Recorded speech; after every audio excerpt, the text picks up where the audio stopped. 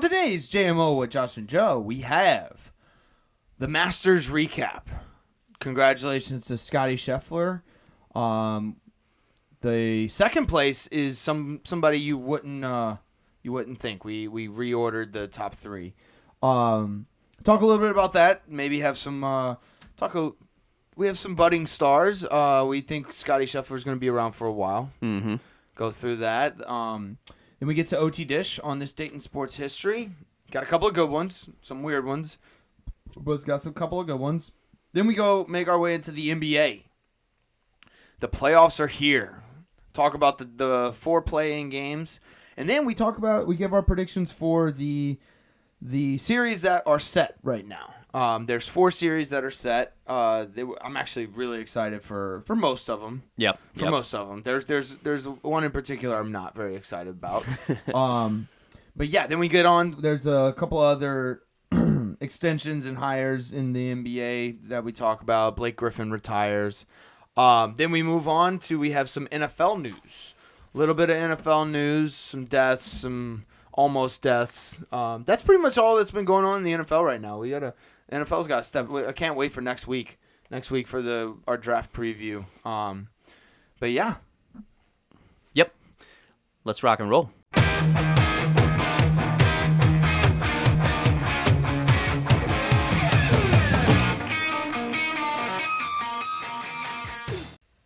Welcome to JMO, Josh and Joe. It is Tuesday, April 16th, and Joe, Scottie Scheffler bent Augusta over a barrel and showed her the 50 states. Basically won the 88th Masters. Yeah. It's a saying, though, bent her over a barrel. I think more and more people have said that now that after, was the movie Horrible Bosses? Horrible Bosses, yeah. It's a saying now. But yeah, Scottie Scheffler, congratulations. Jesus Christ. He is playing the best golf I've seen since Tiger, really. Like, it was like, here's who won the Masters. Scottie Scheffler was first. The wind was second. Okay. And then everyone else. Yes. The wind at the Masters this weekend was absolutely insane. It was from like the start on Thursday, it was okay. Mm-hmm. It was cloudy, but there wasn't very much wind. The start on Thursday, if you went in the early groupings, you had an advantage. But mid-Thursday till Sunday, that wind was horrific. Yeah, it was vicious. I will say, I will put another one in there. Maybe third place was Ludvig. Arberg. Yeah. Eberg, the Swedish guy. Yes. I'm just going to call him the Swedish guy because there's a little circle by the A in his last name, and I don't know what the fuck that means. No clue. I didn't go to school for that. Like, is it a tiny little O? Like, Oberg? Waberg. Oh, I don't know. It doesn't make any sense. But yeah, he's a nice, promising young guy. He's gonna be really fucking good. He's gonna be a problem later on.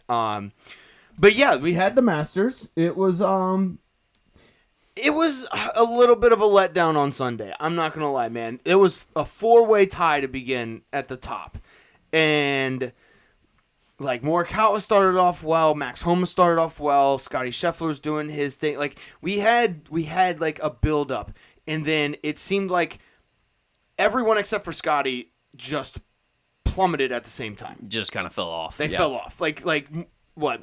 Morikawa double bogeyed 10 and never fully recovered, or something like that. Yeah. And then Max Homa hit it into a rose bush. Never fully recovered from that. Like it was just, and then I think Ludvig hit it in the water at the 12th or something like that. I don't remember exactly, but yeah, it was just kind of like a series of unfortunate events for everyone except for Scottie. At that point, the only thing that was really going to stop Scottie was maybe his wife going into labor. Yes. He is. Well, she is pregnant and she's very far along, but I think she's due in May, which I think that was just a nice little bit of drama maybe Vegas threw out there, because everyone was betting Scottie. It had me praying. I mean, my Masters pool obviously consisted of Scottie Scheffler, and it had me praying, like, God, just hold this baby in the stomach, in her womb, just a little bit longer. Yeah, because, like, he had the best odds to win. Like, he had his odds were plus 450, right? And they haven't had those odds since Prime Tiger. I mean, it would make sense. I mean, the way he started off this year has been literally almost top 10 finishes in everything he's done, and including the Masters, 3 wins. Yeah, and he's been. What do you mean 3 wins? He won the Arnold Palmer. He won the Players Championship, okay. and now he won the Now Masters. he won the Masters. I thought you said we're talking about he won 3 Masters. He's got 2. He's got 2 He does have jackets. 2. I did figure out. I couldn't remember because Tiger was the last person to win back-to-back Masters. I couldn't remember if you just put the jacket on yourself because the winner from the previous year is who puts on the jacket for the winner of the present year. Yes, which I think is terrible. I would never want to fucking do that. It's weird. Yeah, it is. It's kind of like fuck you, I'm the winner now. Yeah. But anyways, it's like inviting your ex to your wedding. Almost, you know what I'm saying? Pretty much. Kind of. It's just awkward. Yeah, but if Scottie were to win next year, which I think he has a very good chance of doing, does he put it on himself? He just puts it on himself, maybe? No, it's the chairman. I figured it out. It's the chairman that puts it on. It would be kind of cool if like he just took it off a hanger and just threw it on himself. Like he's getting ready for his day. Yeah, straightening up. Just no big deal. Won my second straight Masters. Yeah. Let me get, just carry on with my day. I'm the best golfer in the world. Let's see. We had some surprises. Bryson DeChambeau. He played well. I heard an interesting fact about. I think it's a fact. I heard this. This is hearsay. His irons, the shaft, they're all the same length. Yeah. I heard that so he has the same stroke every time. So like when he's playing well, he's playing really well, and he's going to be consistent. If he's playing bad, it goes very, very poorly for him. So it's one of those things you can't get away from, just like having a good day with one or the other, where it's like, my low irons I'm having a good day with, but, my driver hasn't been hitting. Whereas with him, like his swing's either working or it's not. Yeah. Like everything's, his chipping, everything's working or it's just all off. It's broken. Yes. It doesn't matter. And he's just, I don't know, man. Bryson, he's kind of like, he's trimmed up. He looks good and everything. But he just looks so stiff the whole fucking time. Yeah. Like, he just, I don't know. Like, even when he's putting, I think, like, most guys, they look relaxed. He looks stiff as a fucking brick when he putts. Maybe he's working out too much, working way too much for what golf requires. Yeah, it's like, golf is like the main, that's like a sport where you can actually be fat. Like, yeah. It's almost encouraged. Yeah. Like, dad bods are encouraged. Yeah, you need a dad bod to play golf. Like, I mean, granted, like a lot of the good golfers, they're in shape, but they're not like jacked. You don't have to be going in the gym like making all these YouTube videos like he's doing. Yeah, it almost reminds me a little bit like basketball. Like basketball, you got to be really athletic, but honestly, you don't always have to be like jacked. You have to have like a kind of a flow to you a little bit. And if you get like too like much muscle mass, you get stiff. Yeah, and honestly, the way the NBA is going and basketball is going, it's actually better to be skinny. Yeah, the rules are catered to the skinny people now.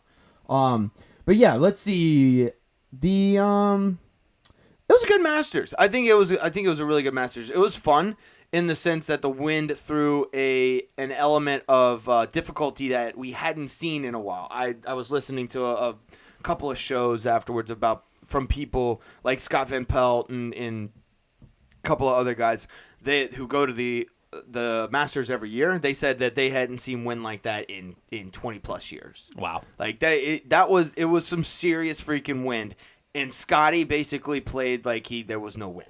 Yeah. That's how good Scottie played this weekend. Like, especially on Sunday when everyone was dropping off, when everyone was falling off, he fucking hit the gas and he played his ass off. And the crazy part is his driver and his irons, in his short game, everything, that's all his strong suit. His weak part is putting, and he putted really well. Like, and he's been putting really well. He's got his entire game together, which is scary as fuck. Yeah. It's so scary. And like I feel like the mentality too. He doesn't get like way too up for like good shots. Like he had that one shot on I think it was 12 or 13. The eagle. Where he from the bunker and he just Oh. No, I think that was I'm thinking about a different he eagled 13. He did eagle 13. That was an incredible shot too. Oh, man. But he, from the bunker, just like nailed it in, and it's just like a slight little fist bump. Like, yeah, this is normal day of business. He's even keel, whether he hits it in the rough or he hits it in the hole. Like, was he made in a lab? he might have been made in a lab. He's too robotic. I do need a little more emotion from him. It would be cool. Yeah. Like, I love the Tiger fist pump. You know, when Phil Mickelson won his first Masters, he was fucking jumping in the air. Phil's got some character to him, you know?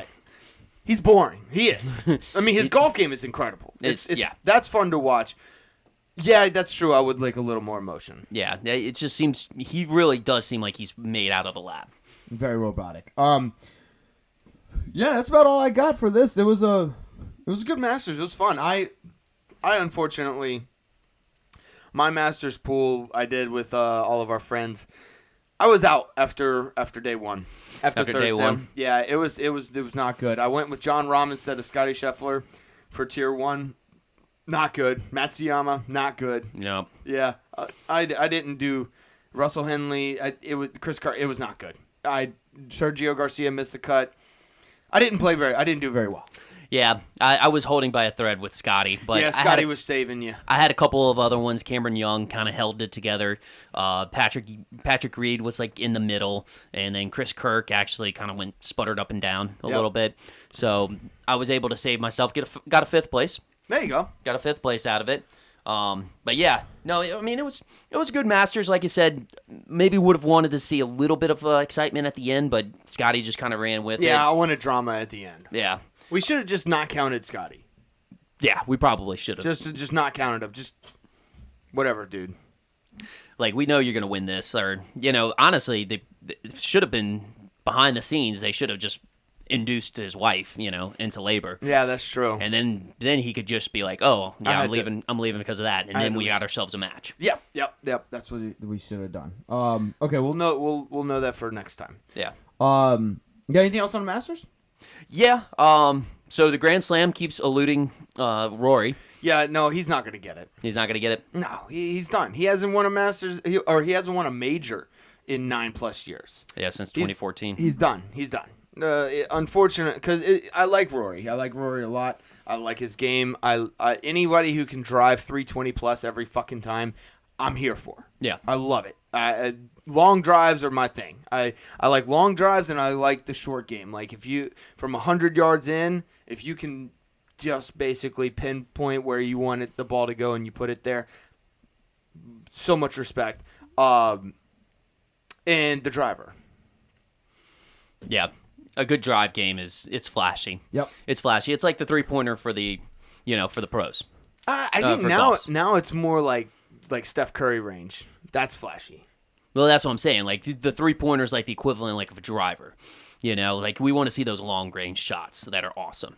Yeah. Let's see. Yeah, no, he's not going to win another one. Jordan Spieth's not going to win another one. Justin Thomas. I think that whole crew is done. Really? Yeah, unfortunately, man, because they haven't been doing anything. Like, they might show up every now and then for like a lesser, I don't know, like the Valspar champion or something like that. You know what I'm saying? Like, the majors they haven't really showed up in. Well, now some of them aren't they in the Live tour now too? They don't give a shit. They fucking make so much goddamn money it doesn't matter. Exactly. But yeah, that's a good point. Yeah, Rory's never gonna win another one.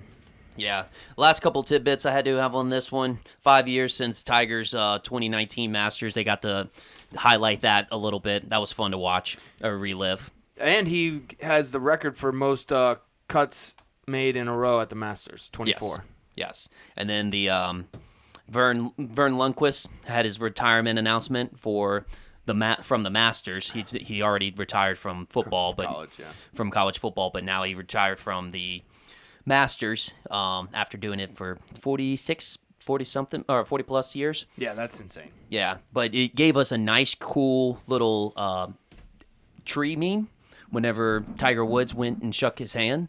So the camera angle apparently was not in the best view. I did see this. It looked like he was shaking the tree. The tree's hand. So it's basically like what everybody feels whenever the tree knocks it back into the fairway. That feeling. You just shake the hand. Thank you, tree. Thank you. So yeah, that brought us a good meme. But yeah, other than that was about it for Good Masters. Yeah. Let's see. OT-DISH. Let's get to OT-DISH. On this date in sports history, in 2003, Washington Wizards' Michael Jordan plays his final NBA game in Philly, where he receives a 3-minute long standing ovation. Wow. 3 minutes long. That might not sound like a lot, but I did this in my room earlier when I read this. I got up and I started clapping. And I clapped for about 45 seconds, and I was like, fuck this. This is a long fucking time. Wow. Yeah. And I was just like 3 minutes long. 3 minutes long of just standing up. Like, what if you're Michael Jordan, what do? You can only wave for like so long. I mean, I'm sure he felt honored, but like, fuck, man, 3 minutes of just clapping is a long fucking time. Yeah, you just kind of, like you said, trying to figure out what to do. Like, you're just walking around. I guess you wave for a while like the queen, but at a certain point, maybe even do some flexes. I don't know. Like, Dunk the ball? Dunk the ball. Give the crowd something to, cheer for even more. Yeah, I don't know. But yeah, apparently there was a lot of Chicago fans there. It was 2003. It was almost over 20 years ago. Okay. Over 20 years ago. So, yeah. Wow. What you got? I'll keep on that same theme. So in 1987, Michael Jordan becomes the second NBA player in history to score over 3,000 points in a season. So obviously, first person to do it, Wilt Chamberlain. And really? I would have said, yeah, Wilt Chamberlain makes sense. Yeah. I would have thought Kareem did it. Yeah, Kareem had a over 2,000, but he didn't have an over 3,000. So Wilt has a couple of them, a couple seasons where he did it, and then Michael Jordan has one. And in this game, on this date in 1987, he scored 61 points in a loss against the Atlanta Hawks. Dude, dropping a 60 burger in a loss. Yeah. How pissed are you at your team? Yeah. Well, this was before the Phil Jackson days. So Right. That was before they really tried to save up or brought in some other players like Patrick Ewing and Patrick Ewing? not Patrick Ewing, sorry. Dennis Scottie Pittman and Dennis Rodman. Yeah, but still, you got to be so mad at your team. Like, come on, I put up 60. Y'all couldn't help me out a little bit? I know, right? Yeah, so but he ended up finishing the season 3,041 points, averaging 37.1 a game. That's insane. Yeah. But it was funny. I was watching the highlight from that 61-point loss. I was like, I gotta see this. And guess who was roughing him down low? I ended up seeing a guy. He had the last name Rivers. Doc Rivers? Doc Rivers. No fucking way. At the Atlanta Hawks. I was like, that's cool. No way. Has anybody done it since? 3,000? Mm-hmm. No, it's just Michael Jordan Just and those two? Wilt. Damn. Yeah, 37 points a game is wild. Yeah. On this date in 2023, last year actually, I had to throw this one in there because this is just fucking wild. Spanish extreme athlete. I don't know what that means, but he's a Spanish extreme athlete. Beatriz Flamini. I probably butchered that. Exits a deep cave in Granada, Spain, after spending 500 days isolated underground in a probable world record as part of a social isolation experiment. This man spent 500 days underground in a cave by himself. I don't know, like, this is like a fucking episode of Castaway, except it's voluntary. It's voluntary, yes. Yeah, you have to bring a volleyball down there and like just create some friends. Like, dude, I want to go look at that cave. See what was all involved in the cave. Like what he did to it, because he had I guarantee he made a table and had he made dolls out of like fucking rocks and sticks and shit. Yeah, I would have to check and see, like what was the findings of this? Like, what was what's his sanity? I Like, know. Like, dude, you haven't dude, there's probably jizz all over that fucking cave. you know it. Like, come on, there's jizz all over that fucking thing. Yeah. Yeah, that's a year and a half, a fucking year and a half in a cave, no sunlight, no nothing. I thought that was fucking insane. That is crazy. What you got? All right. We'll take this back a little bit. In 1929, New York Yankees become the first MLB team to permanently feature numbers on their back of their uniforms. Really? Yeah. They didn't have numbers before then? So some teams had experimented with it, but they never had a permanent, in the MLB, permanent numbers on their back for as a part of their jersey. Oh, so they didn't retire any numbers. Yeah. Oh. So, and then the really cool thing was the numbers on their backs actually corresponded to their batting order position. Oh. So Babe Ruth was 3, and he was 3rd in the pecking order. In the batting lineup. Oh. Yeah. So it was kind of interesting. I didn't realize that.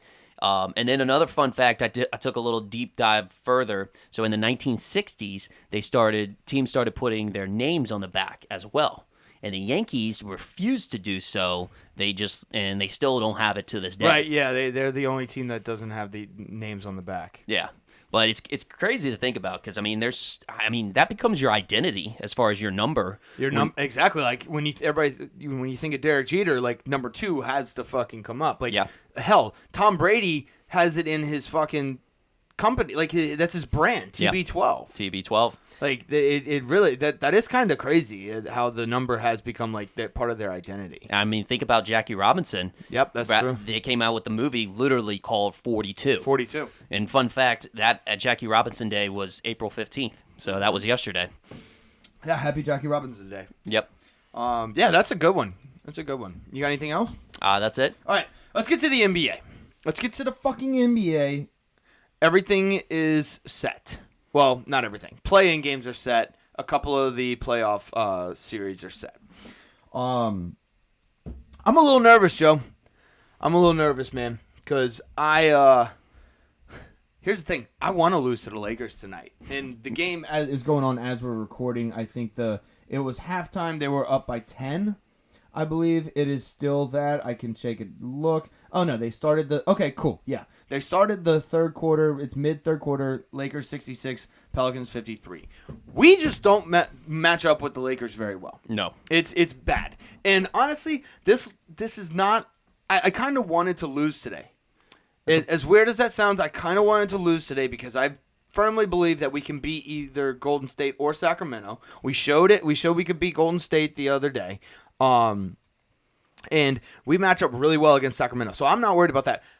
I would rather play OKC over Denver any fucking day. OKC is the number 1 seed right now. Denver is the number 2. That means that Denver would have to play the winner of this game. Yes, that's true. So, if I was the Lakers, I wouldn't want to play Denver. Denver eats their lunch. No, you're right. It's definitely... I mean, and plus the Nuggets have the experience in the playoffs Against the Lakers, too. And against the Lakers, yes. But the OKC actually didn't even make the playoffs last year. They made the play-in game and actually beat the Pelicans' first game and then lost the second game. Right. But, yeah, as good as they have been, I'm a little bit fearful of them making an entire run because of that experience. I mean, honestly, a lot of the experts are all picking Nuggets right now, and with a little disrespect to them, but that's because, I mean, they got a rookie coach in the playoffs.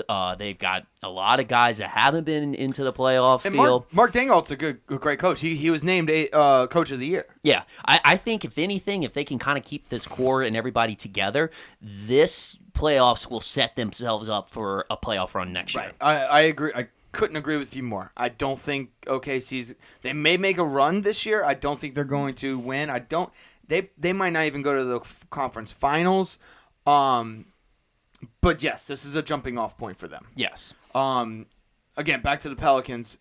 Kind of glad we're losing right now. Not gonna lie. It's one of the only times I'll say that. It's a bold strategy. It is a bold strategy you have there. I know. But I am. It does make me a little nervous because we ended the season not so great. And we definitely can't beat the Lakers. We've shown that today and 2 days ago. And in the in-season tournament. Got blown out. Yes. We just can't beat the Lakers. for some reason, Anthony Davis decides to go beast mode every time he plays New Orleans. I don't know why. And LeBron, like, just doesn't want Zion to beat him. I think that might be it. I don't know. But yeah. Who do you think is going to win the Warriors Kings? I got Golden State on this one. Me too. It's hard to bet against Curry. It's hard to bet against Curry. Malik Monk is out, so it's just I don't know. I like the Sacramento Kings when they're fully together, but I think Malik Monk is a big part of that team. Yeah, I mean, coming off the bench. I mean, I like Malik Monk, but in my opinion, I think the Kings they have like three guys that are like, yeah, those are really good guys, and then the rest are just meh. You know, I think Mike Brown's done a good job of making them play as a unit. Mm-hmm. But as far as like making a playoff run, I don't think they're set for a playoff run right now. Yeah, no, I think they're missing a piece. Yeah, I think they need like an alpha. I like Sabonis. I think they need somebody who can. I don't know. They just need an alpha. Yeah, I feel like they just need kind of a bigger man because, like you said, Sabonis is good. He does well on down low and gets a lot of boards, but he still is kind of small, and they have to play small man ball or small ball with a lot of teams, and I think that's how the Pelicans usually match up well with them because we're really long and lengthy and play really good on defense. It's just.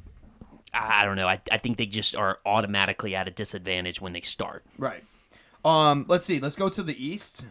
East playing game, Heat versus Sixers. The Sixers all day. Yeah. If Embiid's playing the Sixers. Look, here's the thing. The Sixers should not be in the position they're in right now, but they are because Joel Embiid played 30 games this year. Mm-hmm. So like the Sixers with Joel Embiid is a top 3 seeded team. Oh, absolutely. So like this is not even going to be close. And honestly, the fact that they were able to hold into the play-in game, honestly was really beneficial because, like you said, they're a way better team with Joel Embiid, and now they also gave a lot of their reserves a lot of good minutes to like really develop themselves, and now will be better contributors when Joel Embiid's in here. So, yeah, they're on a roll right now with Joel Embiid. I got 76ers. Yep, and honestly, I hate this for Knicks fans, but they might beat the Knicks. Ooh. They don't have anybody because Julius Randle's out. Yeah, that's tough. It's a matchup nightmare for them with Joel Embiid down low. Yeah. So. The Knicks better watch out. The Knicks are praying the Heat win. Yeah, right. As crazy as that sounds, because the Heat went to the Eastern Conference Finals last year. Yeah, but as far as they're getting old, but for a matchup, yeah. From a matchup standpoint. Let's see, Hawks versus Bulls. Let's see. I got some insider information here. DeMar DeRozan's daughter will not be in attendance. Will not be in attendance. So I'm gonna go Hawks. That's huge. Yep. Okay. Yep. Wow. I'm going Hawks. Actually, maybe for that reason alone. But I also think that like the same story with the Sixers. I think when the Hawks have Trae Young, they are way better than what they've been playing. Yeah. So, like, I think that they should be probably in the top 6 and not at number 10. Yeah, and DeJounte Murray has been playing really well. I was going back and forth on this one. I don't think the Bulls are that good. I mean, I think Billy Donovan's just squeezing every little bit that he can out of them. Yeah. I don't know. I went with the Bulls. It's at home for them. And there was some reason, I forgot exactly what reason. I didn't like the way Trae Young has been playing. He hasn't been playing very well. I think he's still I think he's hurt, not injured. I think he came back a little early. Yeah, and so I don't know. I forgot exactly what my reasoning was. But I have the Bulls. I have the Bulls. It's probably better than mine. I'm literally picking the Hawks because DeMar DeRozan's daughter's not going to be there. So all right, let's get to some actual series that we'll be seeing. The Timberwolves versus Suns.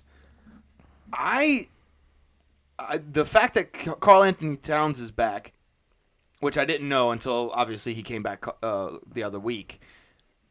I'd say I'm picking the Timberwolves in 6. Like I think Booker, if Booker can light it up, Kevin Durant's still really fucking good. Like they got some dogs on their team.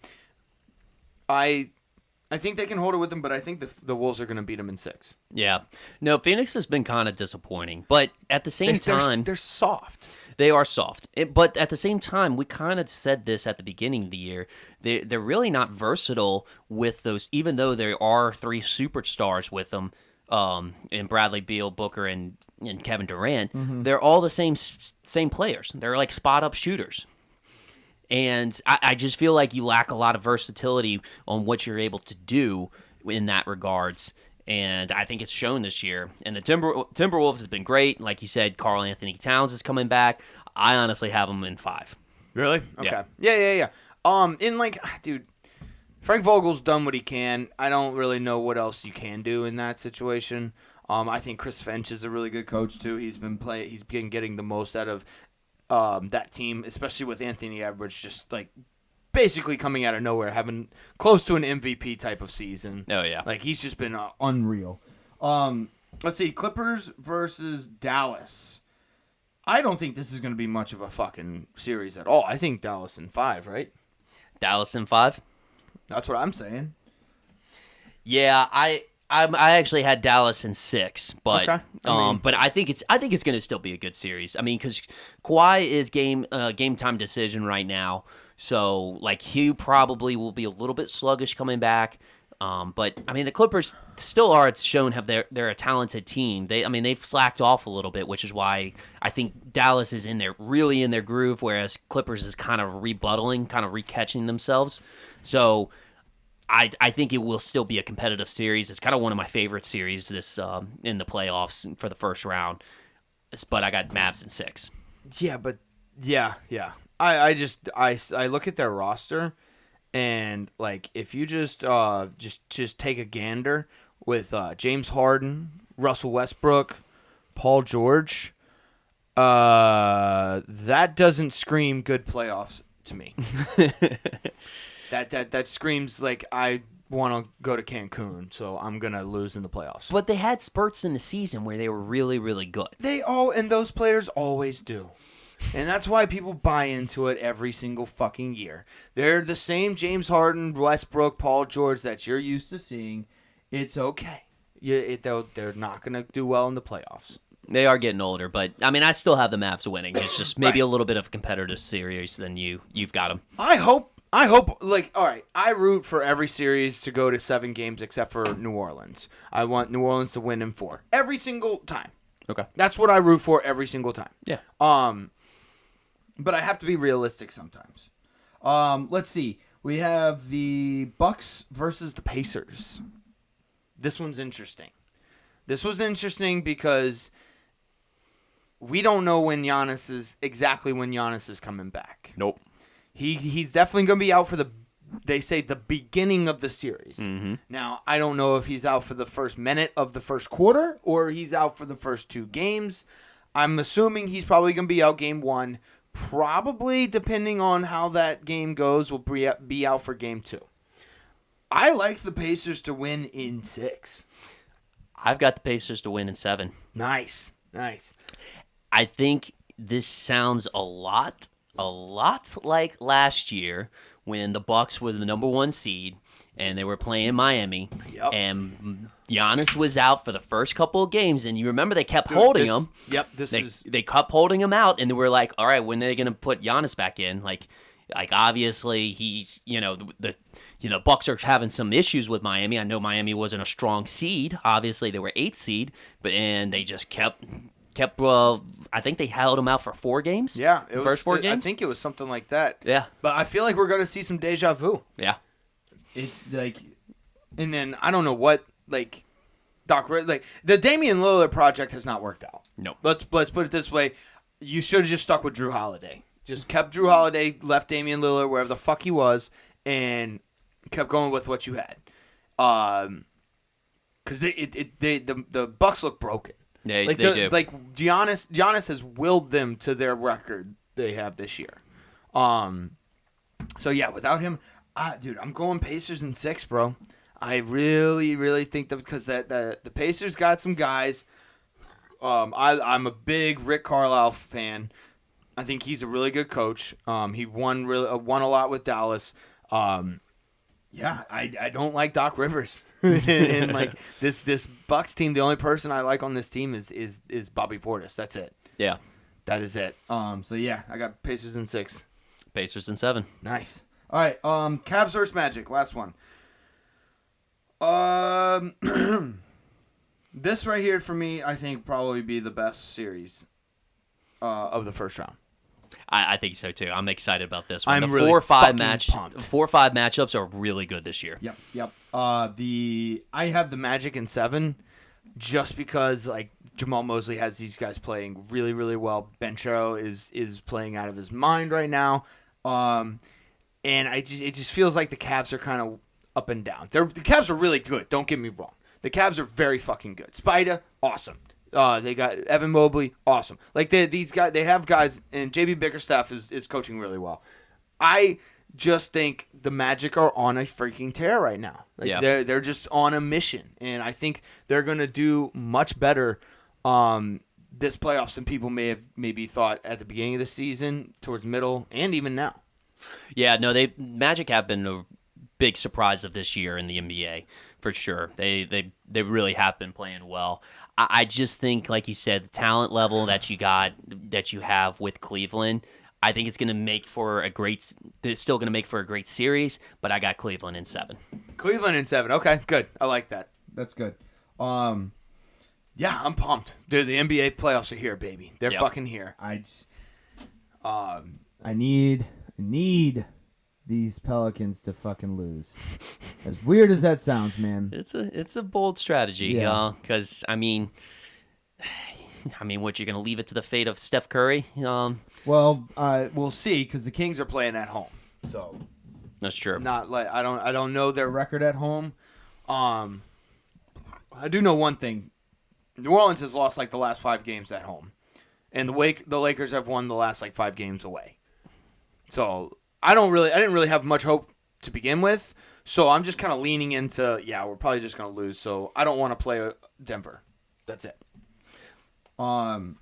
Let's see. Drew Holiday gets a 4-year, $135 million extension with the Celtics. Good. You and I are both huge Drew Holiday fans. Have been since he was on the Pelicans.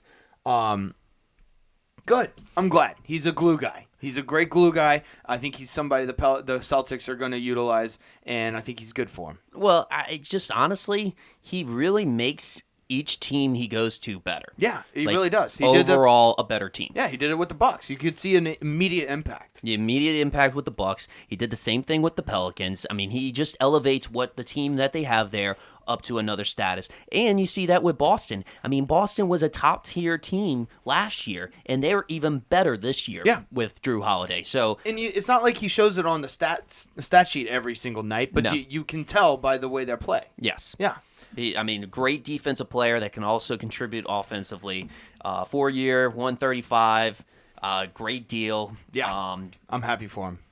I don't know what the specifics on the guarantee and stuff like that, but that's well deserving. It's a great deal for you're a Celtics fan. Yeah, and I think the Celtics realize that what he does for that team. Yeah, which is good. It's a well-run organization. Good old Brad Stevens. Let's see. What else we got? The Nets hire the Kings assistant coach Jordi Fernandez. I don't know very much about Jordi Fernandez. I'll probably spend the next week or 2 looking into it. But Brooklyn Nets have a new coach. Welcome to the coaching carousel. I thought they should have stuck with I don't know. I didn't think Kevin Ollie would have been a bad pick. I mean, he's a winner. He won at where did he win at? He won in college. I think he won a national championship in college. I can't remember for what. For UConn? Was it UConn? He was at UConn. Was he? Okay. I thought it was Michigan. But no. It wasn't Michigan? Okay. I know it wasn't Michigan. I'm pretty sure it was UConn. UConn? Okay. Yeah, well there you go. He's a winner. Jordi Fernandez. I don't know very much. That's all I got. Yeah. It's I guess that like you said, I don't really know much about him as well. Oh, he did play at UConn. Yeah. Okay. He coached at UConn too. He played and coached at UConn. So, that's what I was thinking of. Okay, cool. Yeah. So I thought Kevin Ollie would have been a good one. He might have been a good candidate for the Kentucky job too. But let's see. Oh, dude, I saw this. This happened last week. The Celtics versus the Bucks game. Did you see the stat in that? The crazy stat? I think it was on either Wednesday or Tuesday. It was on Tuesday, about a week ago from today. No, tell me. The crazy stat. Guess how many free throws are shot? Not made, shot that entire game. How many? 2. 2? Yes. There was a grand total of 2 free throws shot that entire game. By both teams? Yes, by both teams. Wow. Yeah, it was the first time that's been done since 1983. Jeez. 2 free throws the entire game. They were just running up and down the court. That's all, it was basically, it was just street basketball. The refs were like, "Hey, we're taking off tonight, guys. Yeah, I'm taking a break. We're not calling anything." Yeah. And I guess the last bit of information I have for NBA, Blake Griffin retired, which for me that was kind of forgot he was still playing. Yeah, a little bit. It brought some nostalgic back a little bit. It was nice. It was nice to go through and watch his dunks because he for a bit there during the 2000 teens, early teens, he was like lighting it up. Yes, lighting it up with the dunks, man. Like, and he was a double machine. I remember I had him in fantasy basketball in early teens, 2011, 12, 13, lighting it up, bro. Yeah. Easy double every single week with a bunch of blocks. Yeah, I feel like he really started like the trend of a lot of these big athletic bigs, like just guys that could just jump off the floor, out the floor without are just ginormous. The like, athletic bigs, yeah. Yeah, so like Blake Griffin, Blake Griffin, Aaron Gordon. Just guys like that are just these like power forwards that could just fly off the floor. Yep, he was fun. He was fun to watch. Hell, he was fun to watch at Oklahoma. He was there for I think 1 year or something like that. They went to the Elite Eight, I think. Something like that. I know they made a run. They made a run. He might have even been in the Final Four, but yeah. Drafted in 2009, been playing. He hasn't been good since his injury. It was weird. He was like the dunk machine, and then he got hurt, and then he couldn't dunk. Yeah, for a little bit there, but good job, Blake Griffin. Good career, nice. I wonder what he's gonna do after. Probably podcasting. Probably podcasting. Yeah, that's generally where NBA players go. All right, let's do a little NFL news and then we'll wrap up. Rashid Rice, he turned himself in. Apparently, he was going 119 miles an hour when he got in a wreck. That's Ricky Bobby fast, bro. That's insane. How is he alive? Yeah. But apparently he's doing virtual OTAs. I guess they're awaiting allegations. I don't know. I didn't really read too far into it because I don't really care. Yeah. It's Patrick Mahomes. So apparently the suitors are suing him for over $1 million. Oh, big whoop. Yeah. So my thing is I think if he avoids jail time, I think he'd probably be free. Now, they'll probably give him a slap on the arm. Well, if he didn't run, like let's just say he was intoxicated and he didn't run, what's worse, fleeing the scene or getting a DUI, like wrecking while you're intoxicated? Probably, well, I mean, neither one is good, but... Well, no shit, but like, which one's worse?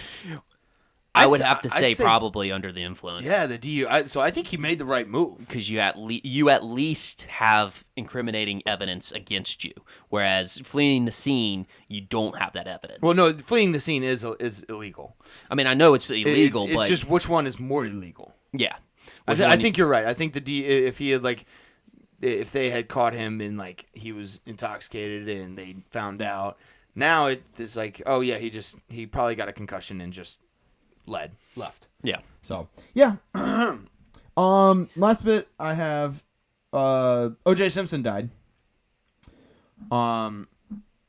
This is one of those things. I say this all the time. I do a really, really good job of separating the art from the artist. Okay. Whenever I watch football players like John Morant, or not football players, sports players, or musicians, or anything for that matter, I listen to / watch them for what they are good at. So, for instance, this is going to sound bad again. I listen to R. Kelly because I like R. Kelly's music. Not because he's a piece of shit and pees on people. Not and fucks 14-year-olds. Okay? I don't approve of any of that shit. I still tear up every time I listen to I Believe I Can Fly because it brings me back to a time in my youth where there was zero worries and the best things going on were just pretty much everything. The worst things I had to worry about was, pissing my pants because I couldn't stop playing. Yeah, and you still get hot and fresh out the kitchen? Oh, yeah, dude. Make it rain on these hoes. Yeah. Anyway, so my point is, O.J. Simpson, hell of a fucking football player. Well, yeah. It was an awesome football player. Bills, USC, everything. Kind of a piece of shit outside of football, though. Yeah. Like, nobody's like, I don't think anybody's really like crying. The memes though were good. The memes were very, very good. They were really good. Like O.J. Simpson trying to get into heaven and showed what's that Jets player that was trying to get into the facility and his card wouldn't work. Oh, I think that was Jamal Adams. Jamal Adams, yeah. Jamal Adams trying to get into Jets facility. That was kind of funny. It was good humor that came out of it. Yeah, what was it? They had the funeral procession line, and it was just a picture of his white Bronco getting chased by, followed by the police cars. That was pretty good. But yeah, O.J. Simpson dies. I don't think anybody cares. Yeah, it was I guess a very polarizing figure because quite frankly, I'm sure this was a big part. I mean, he was a big time figure in sports and just in pop culture during his rise. I mean, he was starring movies. Yep. He was getting a lot of deals there. He was actually even in television doing broadcasting a little bit, and I don't know. As we see with a lot of players, I mean, that stuff, when you get that big and that popular, sometimes it gets a little bit to your head. And, yeah, kind of had a downfall from it. Yeah, and, like, I know, like, he didn't get, like, he obviously, the judge ruled he didn't murder his wife and her friend. But he was still, like, a piece of shit outside of that. Like, yeah. He still wasn't a good person. And he also murdered his wife and her friend. Just want to throw that in there. Yeah. But yeah. And let's be real, keeping up with the Kardashians came out of that. Yes. Actually, that is true. That is true. You got a bunch of billionaire females running around out of that. So kind of crazy how that timeline all went down. Yeah, that is fucking wild. But yeah, you got anything else? Yeah, last bit on the NFL. I was going to bring up Devontae Smith got that extension, 3-year, $75 million, $51 million guaranteed. Interesting enough, they still picked up his 5th-year option. So he's going to go through his 5th-year option, and then he goes through the extension, which I thought was kind of interesting. I wonder why. Yeah, typically I'd have to go look at the details of the contract. I mean, it should be his rookie contract deal, which probably is still a good bit of money because they probably used it as a negotiation tool because they were like, hey, pick up the 5th year and we'll give you this amount of money. If we don't pick up the 5th year, then we'll give you less money. So I guess that probably was how that went down. So it's like a little bit more on the longevity part of it. They want to keep him around. They want to pay him a little bit less, at least next year. Yeah. I mean, that's a good move for the Eagles. Devontae Smith is nasty. He's so fucking good. Yeah, I thought so too. So Jalen Hurts needs everything. I mean, and the fact that they got Saquon Barkley now too is just it's gonna be weird seeing him in a Eagles uniform now. It's gonna be very weird. Yeah, and I'm looking forward to the 2 times that they play the Giants next year. Oh, it's gonna be must-watch TV. Oh, it's gonna be amazing. I can't fucking wait. But yeah, you got anything else? I think that's about it. I think we got a nice little shorter show today. Next week we will have our draft for what's it called? The best event name, the best sporting event names. Best sporting event names. So this was inspired by the Masters that we just recently had. Right. And so we're gonna go through different sporting events of what they're called and do a little draft. Yeah. See which ones were the best, and then we'll just post it on social media and see what the fans decide who had the best draft. Who had the best draft? That'll be next week, along with a normal sports talk. So yeah, we'll see y'all next week. Love y'all. Later.